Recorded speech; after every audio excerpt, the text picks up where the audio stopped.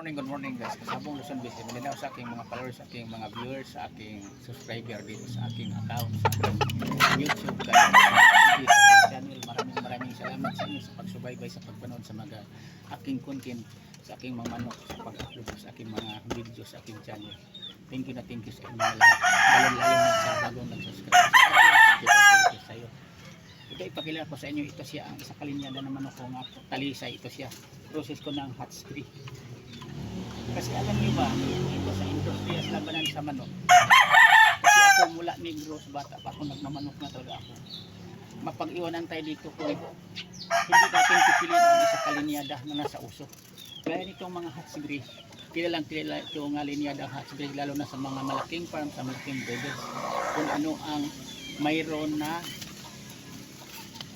laro sa mga hatchery o sa hatch. Kasi ang hatch pula at saka itong tawag ko hatchery dahil talisay. At saka yung limon, kilala yan dahil may limon ako. Sinasabi sa ibang mga breeders, di ka totoong magmamanok, di ka totoong nagkalay ng manok. Wala hatch. Kasi itong hatch, micros ko rin ito sa sweater, parang madiing mamalo lalo. Kasi itong hatch, pagdating sa baba, sa lupa, mahusay itong mga hatch at saka matapang ito. Pwede itong i-process sa mga mataas na linyada. Kagaya ng limon, ang limon, i-cross ko yan sa sweater din. Kasi ang sweater parang hindi magkaroon ng mababa ang mga manok ko. Kaya hindi ako agad para mag-entry ako sa mga labanan, sa mga tabuhan. Ang linyada sa yung mga manok dito, mga sugot ko na ito. Dahil bukod na nag-out ako, nagbibinta ako magsobra ang aking mga manok ng ginawang mga panglaban, mga personal kong panglaban, nag-out nagbinta ako parang mabalik ko ang aking patuka. Yan ang totoo. Kasi dito sa industriya sa sabong, kahit ano kagaling ang ating manok, may talo pa rin tayo dahil may kili-kili, may kalambukan. Pero ang naka-advantage dito, kung ang ating minamanok talaga nasa uso at saka importante dito, hindi lang bukod na matapang, linyada talaga silang nagdaan sa mga panalo bago matalo. Yan ang totoo. Para nga kung mag-out man tayo magbinta, mabili ang ating manok kapag nakikita tayo na ang kulay ni entry natin, katiyan yung aking alisay na green na yan siya. Nakadalawang panalo na yan. Ang mga kapatid niya nananalo din talaga. Namatay lang sa mga sugat. Yan ang pinadami kong mga kalisay ko rin. Super green. Ito naman ang kulay ng hatchery.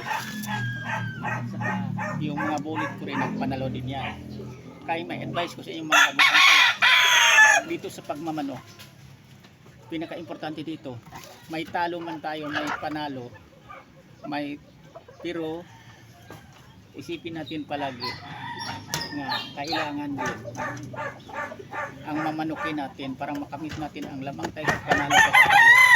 Yung manok din na hindi lang manok dampot saan ang pinto lang manalo ang manok. Doon tayo kumukuha sa breeders, kagaya sa akin pinagkuhaan ko ng mga manok ko.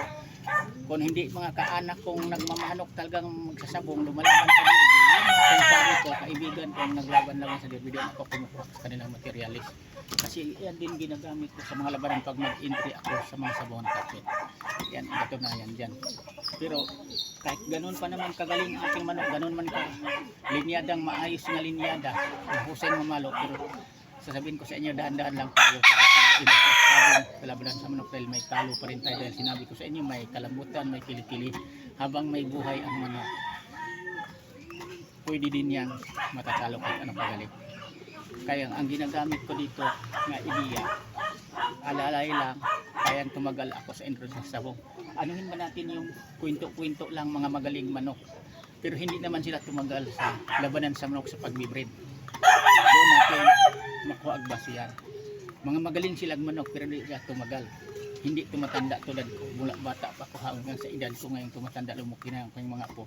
Tuloy-tuloy ang pag-alaga, pag-breed ng manok, paglaban-laban. Kasi dito sa pagmamanok ko, kung marami na nag-out ako nagbinta, parang mabawi ko ang mga pagkain pagkapa nila at saka naglaban-laban ako lamang sa panalo kaysa panalo. Yan lang, sana natutunan sa umaga na ito ngayon sa akin. Maraming salamat ulit.